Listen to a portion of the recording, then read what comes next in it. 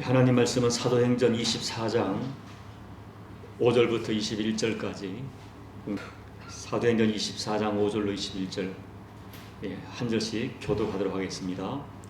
우리가 보니 이 사람은 전염병 같은 자라. 천하에 흩어진 유대인을 다 소유하게 하는 자요, 나사렛 이단의 우두머리라.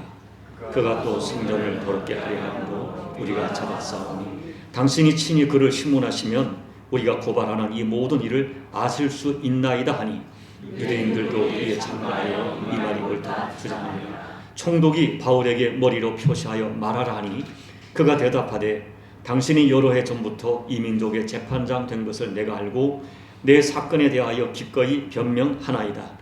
당신이 아실 수 있는 바와 같이 예배하러 올라간 지 열흘들밖에 안 되었고, 그들은 내가 성전에서 누구와 변론하는 것이나 회당 또는 시중에서 무리를 소동하게 하는 것을 보지 못하였으니, 이제 나를 고발하는 모든 일에 대하여 그들이 능히 당신 앞에 대설 것이오니, 그러나 이것을 당신에게 고백하리이다. 나는 그들이 이단이라 하는 도를 따라 조상의 하나님을 섬기고 율법과 선지자들의 글에 기록된 것을 다 믿으며 그들이 기다리는 바 하나님께 대한 소망을 나도 가졌으니 곧 의인과 악인의 부활이 있으리라 함이니이다. 이것으로 말미암아 나도 하나님과 사람에 대하여 항상 양심에 거리낌이 없기를 힘쓰나이다. 여러 해 만에 내가 내 민족을 구제할 것과 재물을 가지고 드리는 중에 내가 결례를 행하였고 모임도 없고 소동도 없이 성전에 있는 것을 그들이 보았나이다. 그러나 아시아로부터 온 어떤 유대인들이 있었으니, 그들이 만일 나를 반대할 사건이 있었으면 마땅히 당신 앞에서 고발하였을 것이요, 그렇지 않으면 이 사람들이 내가 공회 앞에 섰을 때에 무슨 옳지 않은 것을 보았는가 말하라 하소서. 오직 내가 그들 가운데 서서 외치기를 내가 죽은 자의 부활에 대하여 오늘 너희 앞에 신문을 받는다 한 이 한 소리만 있을 따름이니이다 하니. 아멘. 오늘 말씀의 제목이 전염병 같은 사람, 아마 여러분 들어보셨을 거예요. 먼저 오늘의 말씀을 좀 이해를 돕기 위해서 다시 사도행전 21장부터 23장까지 내용을 요약하면, 바울은 예루살렘에 올라가서 성전에 들어갔다가 유대인들에게 잡혀서 폭행을 당하게 됩니다. 바울이 이방인을 성전에 데리고 들어왔다고 오해했기 때문입니다.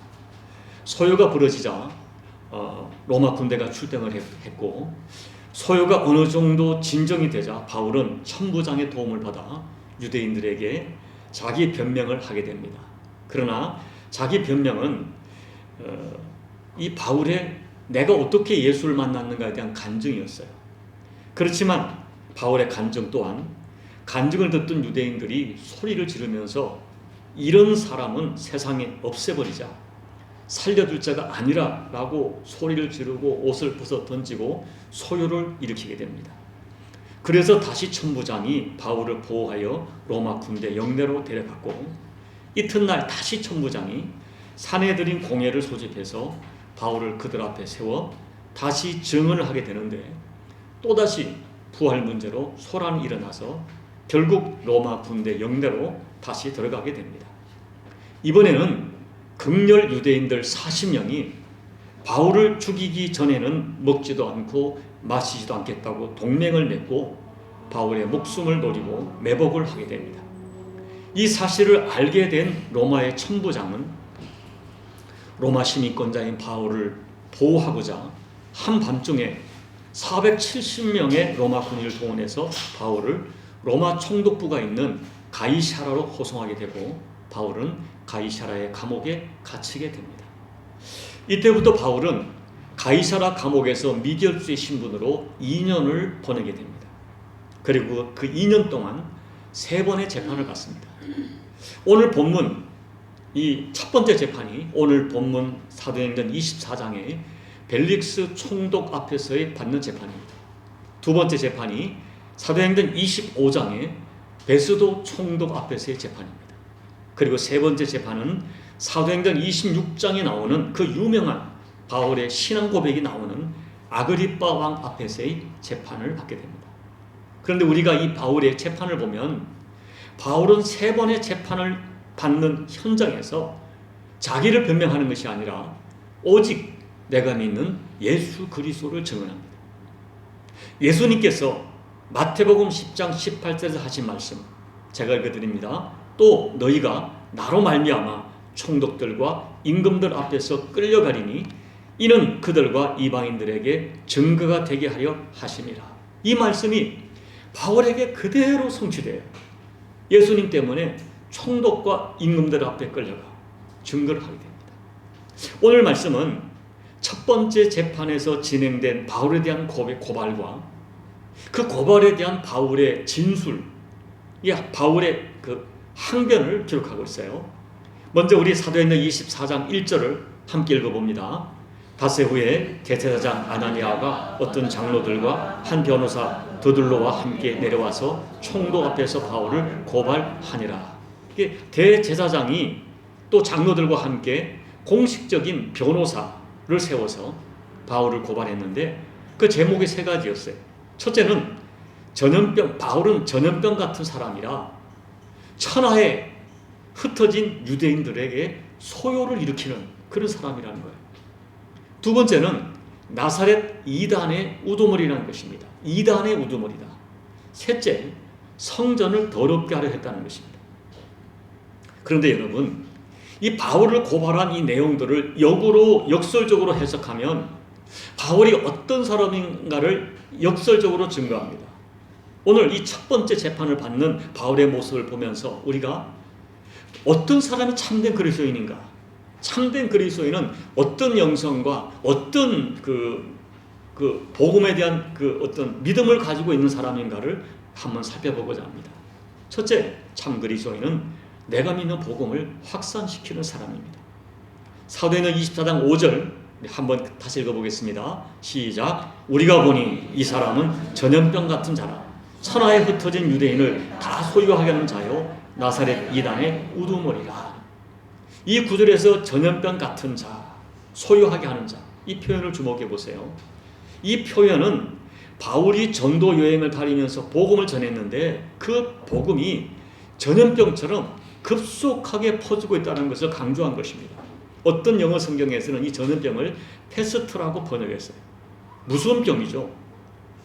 그래서 당시에는 전염병이 있는 사람은 격리시켜야 했어요. 무서운 병을 옮기기 때문입니다. 바울을 고발하는 사람들은 이 바울이 전하는 복음이 그냥 시시한 것이 아니라 너무나 무섭게 이 아시아와 유럽을 전염시킨다. 그런 의미에서 고발한 거예요.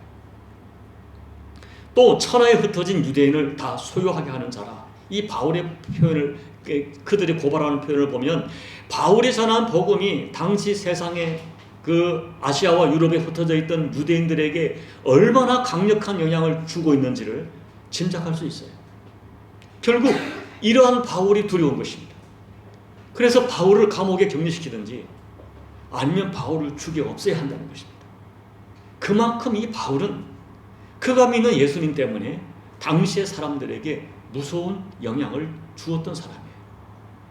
바울은 로마서 1장 16절에서 증언하기를 내가 복음을 부끄러워 하지 아니하노니 이 복음은 모든 믿는 자에게 구원을 주시는 하나님의 능력이 됨이라고 했고, 고린도 전서 1장 18절에서는 십자가의 도가 멸망하는 자들에게는 미련한 것이요 구원을 받는 우리에게는 하나님의 능력이라고 증거합니다.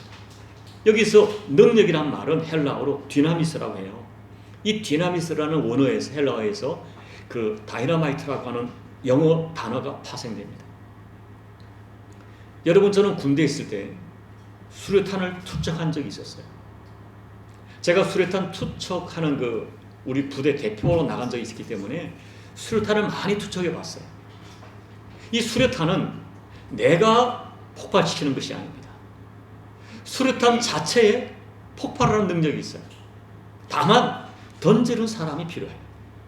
복음은 던지는 사람에게 능력이 있는 것이 아니라 복음 그 자체에 폭발하는 능력이 있습니다. 그러나 복음 역시 던지는 사람이 있어야 폭발하는 것입니다.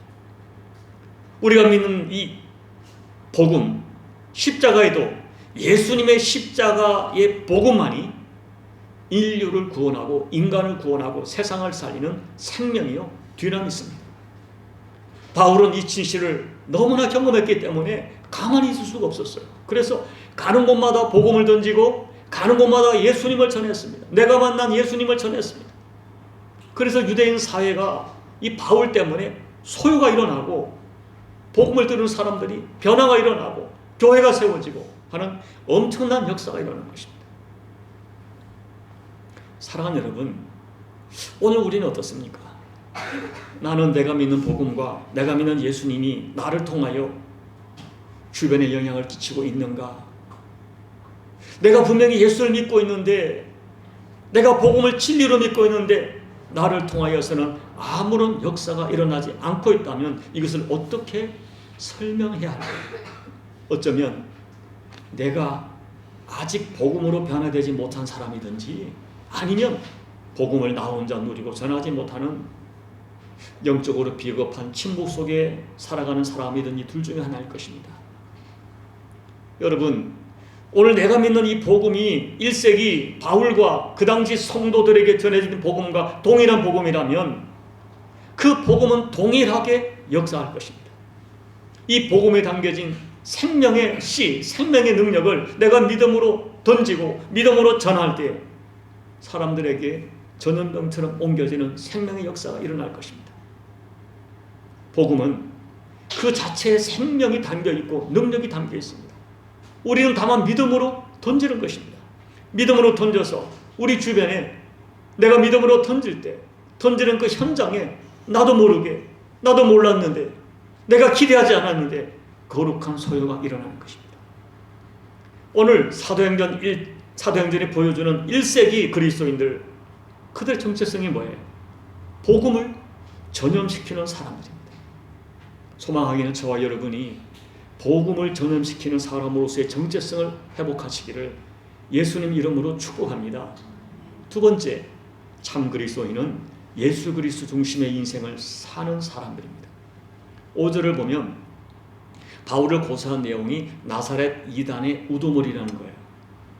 여러분, 이 단어를 우리가 보면은 이 바울이 정말 철저하게 예수 그리스도 중심의 삶을 살았다는 것을 역설적으로 반증합니다. 여러분들이 사도행전을 조금만 관심 있게 읽어보면 바울이 예수 믿고 나서 그의 삶은 완전히 바뀌었어요. 과거의 모든 것을 배설물처럼 여기고 오직 예수 외에는 자랑할 것이 없다는 고백을 하면서 오직 예수로 살았습니다. 여러분, 이 복음서에 등장하는 당시의 사람들은 예수님을 지칭해서 나사렛 예수라고 불렀어요. 물론 이 말은 나사렛 출신 예수란 의미도 있지만 약간은 비하하는 그런 의미가 있습니다. 그런데 사람들이 비하하는 그 예수를, 초대교회 성도들은 그 나사렛 예수를 나의 구세주로 영접했고, 나사렛 예수를 나의 주님으로 불렀고, 나사렛 예수에게 자기 인생을 걸었습니다. 그들의 자랑은 나사렛 예수였고, 그들의 대화의 주제가 나사렛 예수였습니다. 그들이 너무나 이 예수님과 밀접하게 구별된 삶을 살았기 때문에 사람들은 그들을 그리스도인이라고 불러주었고, 오늘 본문 바울을 고발한 사람들은 바울을 한마디로 나사렛 예수, 나사렛 이단을 따르는 우두머리라고 불렀습니다. 유대인들이 바울을 나사렛 이단의 우두머리로 지목한 것은 그만큼 바울이 철저하게 예수 그리스도, 나사렛 예수, 그분을 높이고 그분을 말하고 그분을 증거, 반증이라고 말할 수 있습니다. 사람들은 조롱하는 말이었고 사람들은 모함하는 말이었지만 사실은 너무나 영광스러운 호칭인 것입니다. 여러분, 옛날에 우리나라에서도 아주 굉장히 열심히 예수 믿는 사람을 예수쟁이라고 불렀어요. 칭찬하는 소리가 아니에요. 조롱하는 소리고 천대하는 소리입니다. 그러나 그 호칭이 하나님 보시기에 얼마나 영광스러운 호칭이겠어요. 제가 청년 시절에 친척 어른에게 너 예수를 믿어도 그렇게 광정으로 믿지 마라 하는 말을 듣고 속으로 얼마나 기뻤는지 몰라요. 여러분, 오늘 우리의 관심, 우리의 대화, 우리의 교제, 우리의 삶의 현장에서 나사렛 예수가 빠지면 대화가 되지 않고 교제가 되지 않는 그런 모임이라고 말할 수 있겠습니까? 우리가 모일 때 예수님 이야기하고 그분을 자랑하고 그분을 증거하는 삶이 나타나고 있습니까? 여러분은 평생에 한 번 주변 사람들에게 너 예수쟁이야 라고 조롱을 받아 보셨습니까? 너 예수를 믿어도 그렇게 믿지 마, 그래 광적으로 믿지 마 라는 이야기를 들어보셨습니까? 혹시 우리의 관심과 대화와 교제의 중심이 여전히 사람 이야기하고 정치 이야기하고 돈 이야기하고 내 자식, 내 그 자랑하는 그런 이야기로 채워져 있지는 않습니까? 나사렛 예수의 이야기를 잃어버린 그리스도인의 교제와 모습은 우리 앞서간 신앙의 선배들이 살았던 삶과는 너무나 다른 모습인 것을 부인할 수 없습니다. 제가 오래전에 화영조 목사님의 글을 읽고 이렇게 너무 이렇게 공감을 해서 빨간 줄을 친 적이 있어요. 이렇게 말씀하시더라고요. 예수를 믿을 때 독하게 믿어야 한다라고 말씀하시더라고요. 세상과 타협하고 취미생활처럼 적당히 예수 믿으면 신앙생활에 갈등도 없고 편하다고 하셨습니다. 여러분 정말 그렇습니다. 우리가 적당히 예수 믿으면 신앙생활에 갈등이 없어요. 우리가 적당히 취미처럼 교회생활하면 그냥 편해요. 그런데 여러분 그렇게 예수 믿으면 하나님 앞에 얻는 것이 없습니다. 그리고 마지막이 하나님 앞에 너무나 부끄럽고 비참해야 돼요. 고린도전서 3장에 보면 구원을 얻되 불 가운데 얻은 부끄러운 구원이 있다고 말해요. 건물에 불이 나서 구원을 받았습니다. 그런데 벌거벗은 구원, 너무 급해서 벌거벗은 몸으로 뛰쳐나왔어요. 구원을 받았지만 너무나 부끄러운 구원, 그와 같은 구원이 있다는 거예요. 여러분 독하게 예수를 믿으면 사람들에게 비난을 받을 수 있습니다. 편협하다, 율법적이다 그런 소리 들을 수 있어요. 그럼에도 불구하고 예수를 믿으려면 독하게 믿어야 돼요. 여러분 여러분의 자유의지를 믿지 마십시오. 정말 독하게 결단하고 예수를 믿으십시오. 예수쟁이라는 말을 들어봐야 되고 광적으로 예수 믿지 말라는 말 들어봐야 합니다. 지난 1월 달에 이게 말레이시아 선교사 대회가 있었는데요. 그 강사로 강의하셨던 장로님께서 이 강의의 결론으로 자신의 평생의 신앙생활의 원칙을 간증처럼 자기가 지금까지 어떻게 예수를 믿었고 사업하면서 어떻게 하나님의 은혜를 입었고 하는 간증을 쭉 하시다가 이제 내가 어떤 신앙생활의 원칙을 가지고 교회생활을 하는지를 소개하셨어요. 기대를 크게 했는데 너무나 평범한 것들이었습니다. 그런데 중요한 것은 그 평범한 것들을 그분이 지키며 살고 있다는 것이에요. 첫째, 삐치지 말자. 삐치지 말, 교회생활 때 삐치지 말자. 둘째, 목숨 걸고 주일 성수하자. 셋째, 이해가 안 되어도 순종하자. 넷째, 매사를 긍정적으로 해석하고 적용하자. 네 가지예요. 여러분 실제로 내가 아는 그 장로님은 해외 출장이 굉장히 많아요. 말레이시아 자주 오세요. 자기 공장이 조업하러 있기 때문에. 그런데 이분의 철칙이 뭐냐면 정말 특별한 일이 아니면 주일 성수는 자기가 섬기는 청주에 있는 그 교회, 본교회에 지키기 위하여 아무리 바빠도 토요일날 비행기를 탑니다. 사람들이 말하기를 꼭 그렇게 비효율적으로 신앙생활을 하고 그렇게 율법적으로 신앙생활을 해야 하느냐고 핀잔을 주지만 개의치 않고 자기 영적 소신을 지킵니다. 여러분, 내가 좀 믿음으로 독하게 예수를 믿으려고 할 때 그것이 비효율적으로 보일 수 있고 세상 기준과 계산으로 설명이 되지 않을 수 있습니다. 그래도 예수님은 그렇게 믿어야 돼요. 여러분 주일을 독하게 지키십시오. 제가 독하게 지킨다는 말은 주일 성수를 우리의 편리를 따라 막 드리지 말고 주일 예배 그냥 시간 맞추어서 허겁지겁 그렇게 드리지 말고 좀 주일을 온전히 주님께를 드리고 주일을 사모하고 내가 오늘 이 주일 예배 때 은혜 받지 못하면 그것이 분이 되고, 여러분 그런 마음으로 주님 주일날은 정말 온전히 주님을 사모하며 드려야 돼요. 여러분 11조를 독하게 드리십시오. 11조는 구약의 율법이다, 그렇게 말하지 마십시오. 여러분 가족 중에 예수님을 영접하지 않은 가족이 있다면 독하게 마음 먹고 가족 살려내는 일에 절대 우선순위를 두셔야 됩니다. 살고 죽는 것이 예수님께 달리기 때문입니다. 저는 이런 것들이 예수를 진짜 믿는 것이라고 생각돼요. 소망하기는 우리들의 삶의 현장에서 예수님이 느껴져야 돼요. 저 사람은 정말 예수 믿는 사람이다. 우리들의 언어에서 예수님이 느껴지고, 우리의 마음 씀씀이에서 예수님이 느껴져야 되고, 우리가 사용하는 시간의 사용과 물질의 사용 빈도에서 예수님이 나타나야 됩니다. 누가 보더라도 여러분에게서 예수님이 느껴지는 그런 삶을 살아가시기를 진심으로 예수님 이름으로 고면을 드립니다.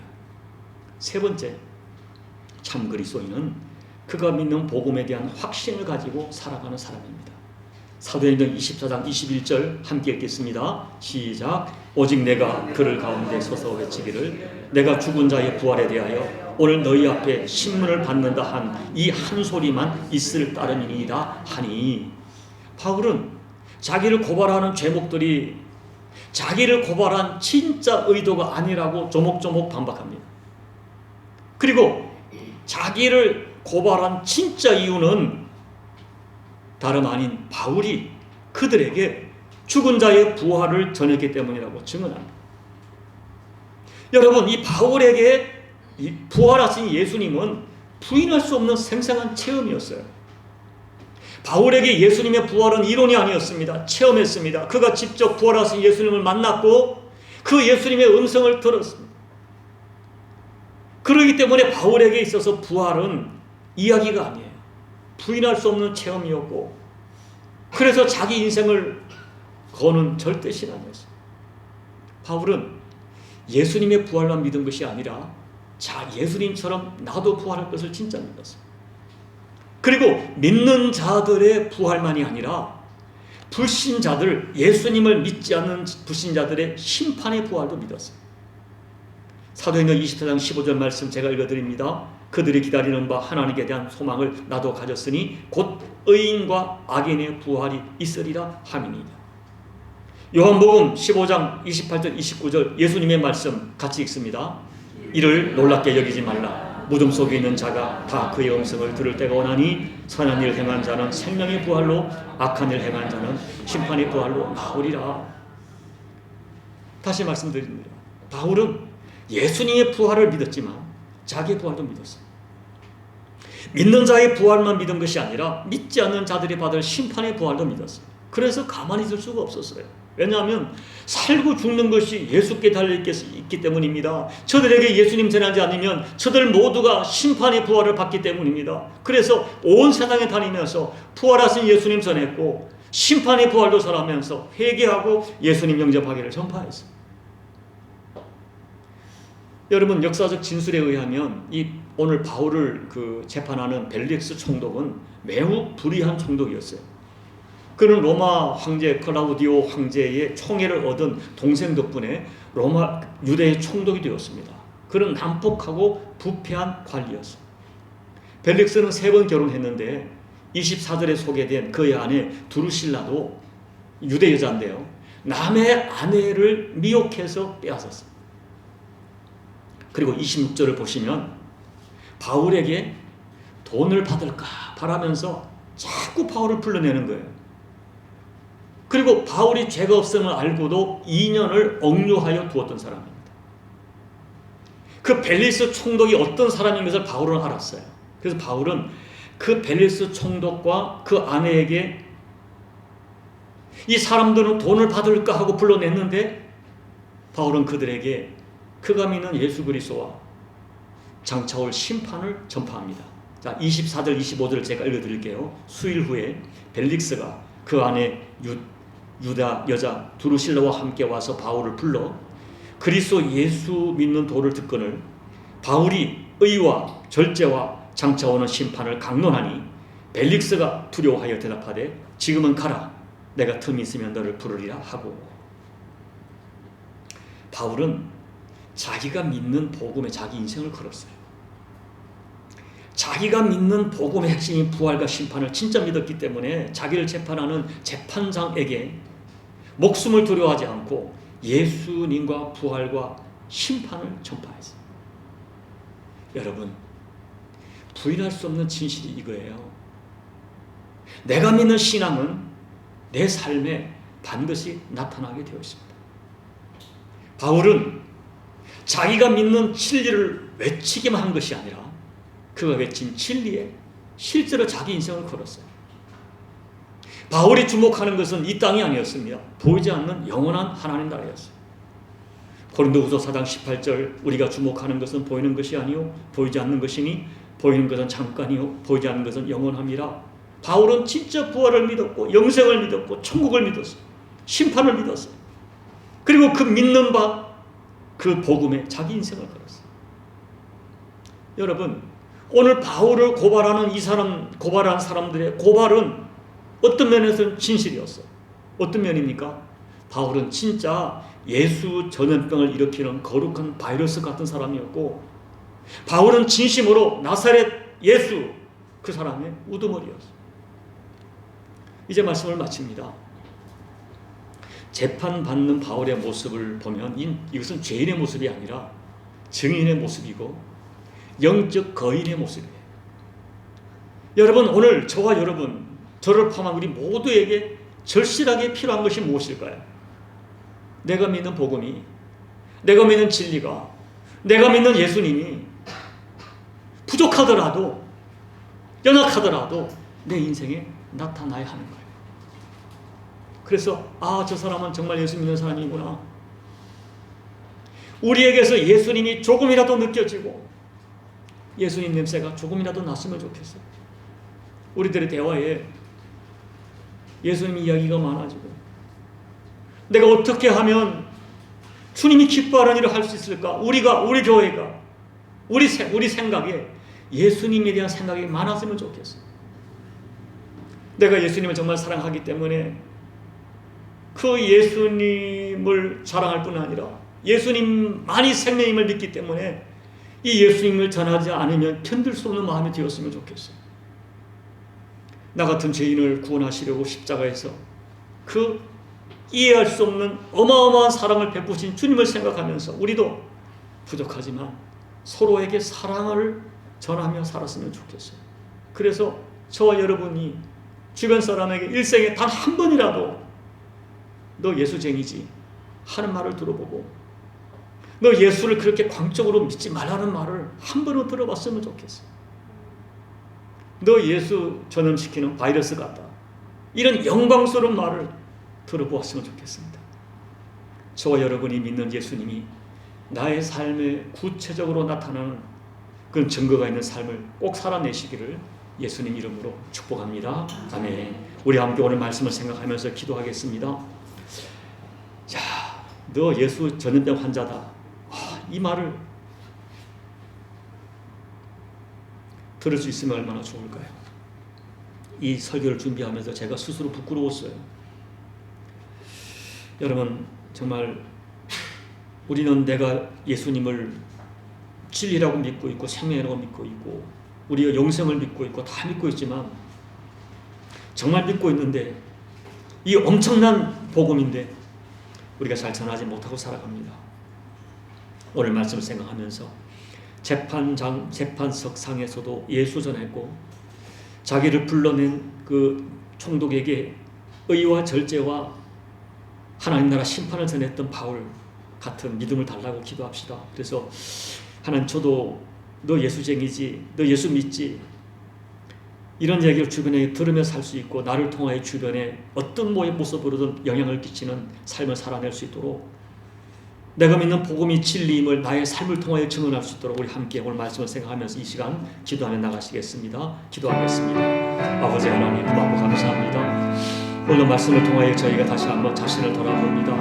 하나님 아버지, 정말 내가 믿는 이 복음이 예수가 생명이고 진리인데 우리는 예수님을 잘 말하지 못합니다. 주님 도와주십시오. 만나면 예수님 사랑하는 것이 아니라 내 자랑하고 아버지 내 광고, 내 이력을, 내 학력을, 스펙을 자랑하는 하나님, 바울이 버렸던 그것들을 여전히 끄집어내는 저희들을 용서해 주십시오. 하나님 아버지, 예수 외에는 내가 자랑할 것이 없다 말하고 예수만을 전했던 바울을 생각하면서 우리 삶을 다시 한번 되돌아보게 도와주십시오. 아버지 하나님, 자기를 재판하는 이 참 어떻게 보면 살벌한 자리에서 내가 만난 예수 전하고 예수 자랑하고 예수 부활 전했던 바울의 모습을 보면 도전을 받습니다. 이 사람은 전염병 같은 사람이라. 이 사람은 가는 곳마다 사람들을 소요시킨다. 이 사람은 나사렛 예수 이단의 우두머리라. 아버지 하나님, 그와 근접한 이야기라도 들어봤으면 좋겠다는 마음의 소원을 갖습니다. 우리가 믿고 있는 예수가 참이라면, 우리가 믿고 있는 영원한 천국과 그 하나님 나라의 심판이 참이라면 우리가 어떻게 침묵하며 살 수 있겠습니까? 하나님 아버지, 다시 한번 내가 믿는 복음, 내가 믿는 진리를 스스로 점검하면서 남은 평생 내 주변 사람들에게 어떤 모습이든 그들에게 복음을 던지며 내가 믿는 예수를 전하여서 내 주변을 살려내는 생명의 통로로 쓰임받는 우리 모두가 되어지다가 너는 예수를 전염시키는 전염병 환자라 하는 영광스러운 호칭을 받을 수 있는 우리 모두가 될 수 있도록 은혜 베풀어 주옵소서. 예수님 이름으로 감사하며 사모하며 기도하옵나이다. 아멘.